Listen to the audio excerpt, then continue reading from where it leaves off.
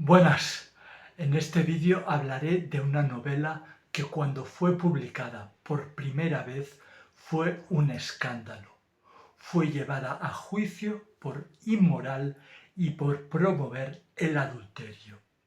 Afortunadamente el autor fue absuelto, pero su obra quedará para siempre como ejemplo del poder de la literatura para desenmascarar la hipocresía moral. Estoy hablando de la novela Madame Bovary, de Gustave Flaubert, escrita a mediados del siglo XIX. El argumento trata de las relaciones adúlteras de una mujer, Emma Bovary, casada con un médico de pueblo, Charles Bovary. Viven en un pueblo al norte de Francia, Yonville, y tienen una hija pequeña, Berta. En este vídeo hablaré primero de la evolución psicológica de la protagonista y después del final trágico de la novela, que tiene dos interpretaciones. Una interpretación culpa a Emma Bovary de este final trágico y la otra la exculpa. Madame Bovary es una de las mejores novelas psicológicas de la literatura, porque narra con detalle la gran transformación psicológica de la protagonista. En un principio es una muchacha ingenua, devota cristiana, buena hija que ayuda a su padre viudo en las tareas de la casa. Y al final se convierte en una adúltera que lleva las riendas del adulterio. Ella somete a sus deseos al amante y ella prepara las coartadas, despreocupándose de su marido, de su hija y de las deudas que contrae. A medida que leemos la novela, irán apareciendo las decisiones por las que optará Emma y que poco a poco irán marcando su destino, borrando la Emma inicial y moldeando la Emma final. La primera de estas etapas psicológicas, en esta primera etapa no conocemos la vida interior de Emma, porque el protagonista, el punto de vista narrativo es el de Charles. Conocemos a Emma a través de los ojos de Charles. Él la conoce porque trata como paciente al padre de la chica. Se enamoran, la pide en matrimonio y se casan. En esta primera parte se exhiben los ideales burgueses. Charles estudia y se establece como médico y luego conoce una chica de buena familia y forma matrimonio con ella. Todo es perfecto, todo es idílico. Pues en la segunda etapa de la evolución psicológica esto da un giro brutal, porque se levanta el velo de la apariencia social y descubrimos los pensamientos íntimos de Emma Bovary y también descubrimos su infelicidad. Emma pensaba que el matrimonio sería un trampolín que le permitiría acceder a una esfera social más alta, porque la vida de pueblo a ella no le gusta. El día a día con Charles le parece aburrido y mediocre, y ella aspiraba a vivir grandes pasiones como las que había leído en las novelas románticas. Esta segunda etapa de la evolución psicológica la podríamos llamar del deseo insatisfecho difuso. En cambio, la tercera la llamaremos del deseo insatisfecho concreto, porque Emma se enamora de un vecino, León, que es huésped del farmacéutico de Yonville y que trabaja como pasante en un bufete de abogados. Emma nota que hay una relación o que hay una atracción recíproca, pero ella no quiere consumar ese amor porque se refugia en su papel de madre y en su devoción cristiana. Pero se arrepiente de no haber sido infiel cuando León se marcha de Yonville y se va a París a acabar de estudiar Derecho. Entonces Emma aprovecha la primera oportunidad que tiene de ser infiel, en este caso con el rentista Rodolfo, que la corteja, y ella se deja seducir y se hacen amantes. Esta es la cuarta etapa de la evolución psicológica, donde el deseo es satisfecho de forma pasiva, porque quien lleva la iniciativa del adulterio es Rodolfo en vez de Emma. Charles hará una operación quirúrgica muy novedosa, en concreto curar a un cojo. Y Emma piensa que si tiene éxito, pues tendrá fama y le admirará y no pensará más en serle infiel con otros hombres. Pero Charles fracasa en esta operación quirúrgica y Emma suelta el último lastre, que era la admiración profesional hacia Charles, y ahora sí se entrega totalmente a su pasión por Rodolfo sin ningún tipo de dudas ni remordimientos. Pero Rodolfo la acaba abandonando porque ya se ha aburrido de ella, ya que al fin y al cabo es un mujeriego y es un coleccionista de amantes. Emma padece una depresión, pero tras superarla vuelve a las andadas y retoma su relación con León, que ha vuelto de París, y esta vez sí consuman su amor. Esta ya es la quinta etapa de la evolución psicológica, donde el deseo es satisfecho de forma activa, porque es Emma la que lleva las riendas del adulterio. Ella somete a sus deseos a León y ella prepara las coartadas. Aquí ya llegamos al final de la novela, cuando Emma, al cabo del tiempo, se da cuenta que su relación con León es tan aburrida como su matrimonio, y experimenta la paradoja del deseo.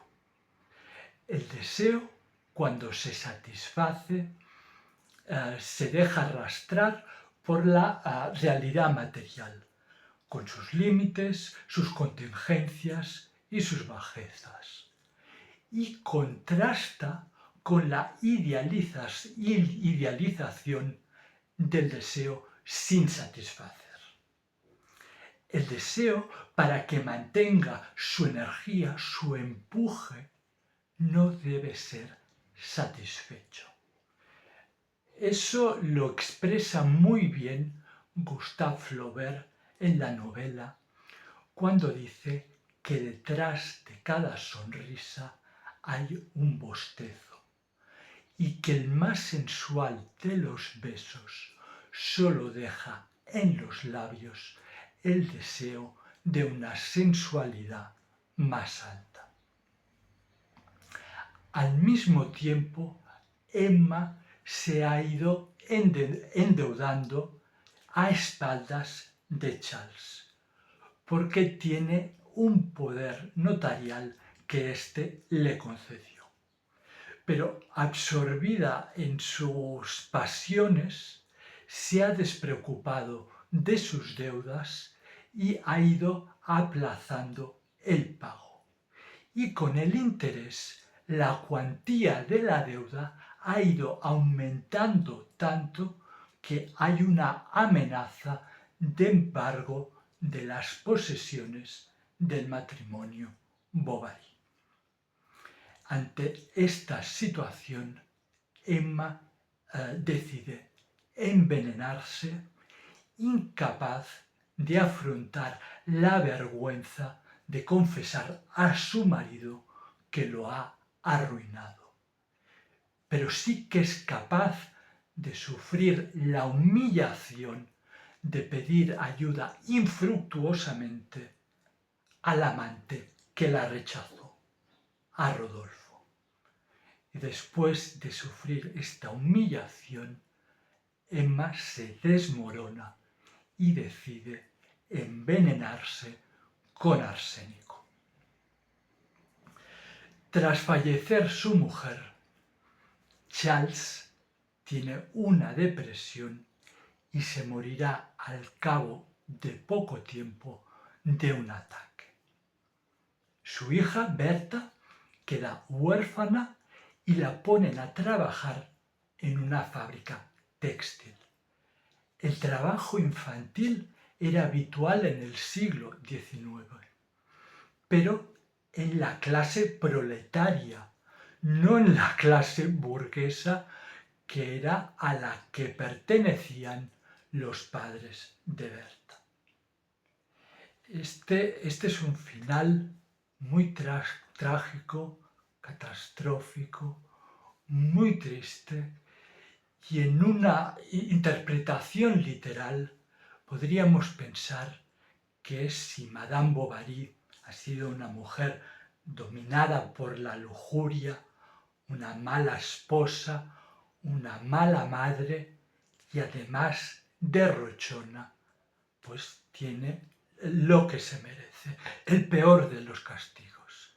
Podríamos pensar que esta es una novela con moraleja, que quien se echa a la perdición, tarde o temprano lo acabará pagando. E incluso llegan a ser castigados seres inocentes como Berta.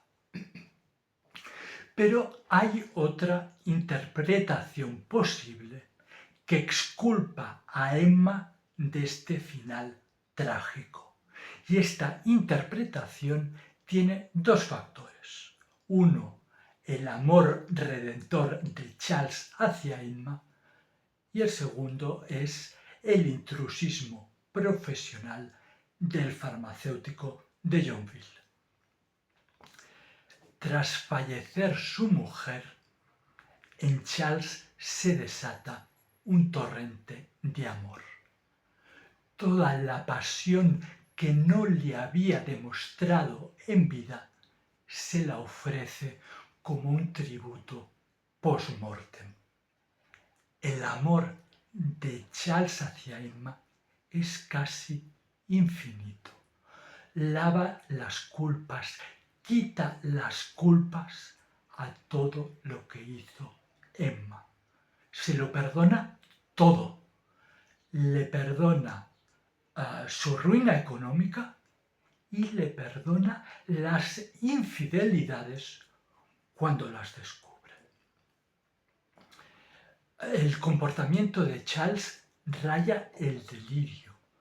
No se quiere separar ni de día ni de noche del lecho de agonía de Emma. Le prepara un entierro ostentoso con todos los lujos posibles y lo que le resta de vida lo dedica a recordar obsesivamente a su mujer, sin importarle su hija, ni su trabajo, ni su situación económica, que es muy mala por las deudas. Emma proyectaba el deseo hacia el futuro y cuando se satisfacía el deseo, acababa en el barro, en el desencanto de las relaciones adúlteras. En cambio, Charles proyecta el deseo hacia el pasado. El recuerdo, a causa de la distancia temporal, es selectivo, borra lo malo y magnifica lo bueno. Y así se reconcilia el deseo con la felicidad. Como advirtió Marcel Proust, el escritor Marcel Proust, gran admirador de la novela Madame Bovary, en la memoria recuperada reside la felicidad completa. Ahora voy a hablar del otro factor que exime de culpa a Emma Bovary, y es el intrusismo profesional del farmacéutico. La causa de la ruina económica de los Bovary no son las deudas de Emma, son los pocos ingresos de Charles porque tiene poca clientela, ya que los clientes se los roba el farmacéutico, que ejerce ilegalmente como médico en Yonville. Hay un pasaje clave en la novela sobre este tema cuando Rodolfo va a visitar a Charles para una consulta médica. Y Charles le atiende enseguida, no hay cola de espera. En cambio, se nos dice que al mismo tiempo en la farmacia hay una cola de espera para asistencia médica de 20 personas. La cordialidad del farmacéutico con Charles y su familia es una treta, una argucia para tapar cualquier posible rumor que le llegase a Charles y, si le llegase ese rumor, convencerlo para que no le denunciase a las autoridades. El farmacéutico se quita la careta de la apariencia social cuando Charles sufre la crisis económica. Y entonces el farmacéutico, debido a la desigualdad de puestos sociales, disminuye mucho su relación con él. El ejemplo definitivo sobre este tema aparece en el último párrafo de la novela, cuando se nos dice que tras fallecer Charles ha habido tres médicos en Yonville y ninguno ha podido arraigar, ninguno se ha podido ganar la vida como médico. La causa de la ruina económica de los Bovary es el intrusismo profesional del farmacéutico. Sin este intrusismo, Charles hubiese tenido muchos más ingresos, hubiese podido pagar las deudas de Emma, Emma no se hubiese envenenado, Charles no hubiese padecido una depresión por la que poco después murió, Berta no se hubiese degradado socialmente, y si Charles hubiese descubierto las infidelidades de Emma, las hubiese perdonado como las perdonó tras fallecer su mujer. El auténtico monstruo de la novela Madame Bovary no es Emma Bovary, es el farmacéutico que con la falsa capa del trato social engañó hasta arruinarlo a Charles Bovary. Emma y su familia son los mártires sacrificados en el altar de la hipocresía moral.